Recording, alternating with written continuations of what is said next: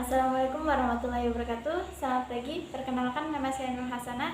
Saya dari kelas D3MT Hotel. Di sini saya akan mempresentasikan terkait laporan keuangan PT Angkasa Pura I. Yang pertama, saya di sini akan membahas terkait bagaimana keadaan keuangan dalam kurun waktu 2019-2020 PT Angkasa Pura. Pendapatan PT Angkasa Pura I mengalami penurunan mencapai 36,46% dalam kurun waktu 2019-2020, baik dari pendapatan aeronautika maupun non-aeronautika, sehingga mengakibatkan PT Angkasa Pura I mengalami kerugian dan kas dan secara kas pun tidak lancar ataupun mengalami penurunan. Lalu yang kedua terkait mengapa pendapatan mengalami penurunan. Pendapatan mengalami penurunan karena adanya pandemi COVID-19 yang berdampak pada operasional. Hal ini juga berpengaruh pada kebijakan pemerintah, yaitu untuk melakukan PSBB, sehingga mengakibatkan penurunan penumpang. Lalu kebijakan pemerintah terkait work from home, sehingga menjadikan beban bagi PT Angkasa Pura untuk tetap membayar pegawai yang tidak bekerja dan harus tetap digaji. Terkait beban lainnya yaitu perawatan-perawatan bandara, sekalipun operasional di bandara tidak mengalami kelancaran. Lalu yang ketiga terkait di mana letak kerugian terbesar. Letak kerugian terbesar yaitu pada pendapatan usaha, lebih spesifiknya pada pendapatan aeronautika dengan total penurunan kurang lebih mencapai 20%. Kegiatan aeronautika ini yaitu meliputi operasional bandara terkait pelayanan penumpang, kargo maupun charter pesawat.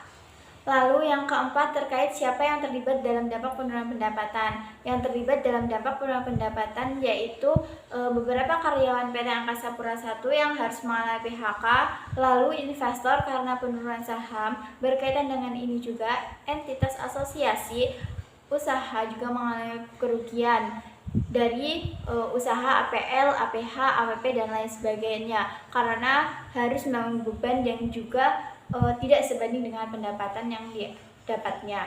Lalu pihak maskapai karena penurunan jumlah penumpang. Lalu yang kelima terkait apa solusi menangani penurunan pendapatan? Yang pertama dengan cara mereshuffle atau mengubah susunan SDM berskala besar untuk memperoleh motivasi kerja agar mendapatkan income yang lebih besar. Hal ini dibutuhkan oleh PT Angkasa Pura untuk menemukan karyawan yang benar-benar memiliki kinerja sesuai dengan kebutuhan PT Angkasa Pura sehingga tidak menjadikan beban pada penggajian. Lalu yang kedua, investor memberikan modal untuk PT Angkasa Pura I sehingga dapat terus berjalan dan beroperasional untuk mendapatkan income dan profit yang lebih besar. Lalu yang keenam terkait kapan kita harus menjalankan solusi yang kita dapatkan.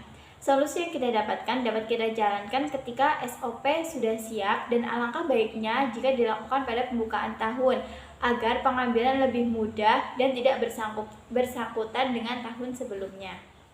Sekian presentasi dari saya. Apabila ada kekurangan saya mohon maaf dan saya ucapkan terima kasih. Wabillahi taufiq wal hidayah. Wassalamualaikum warahmatullahi wabarakatuh.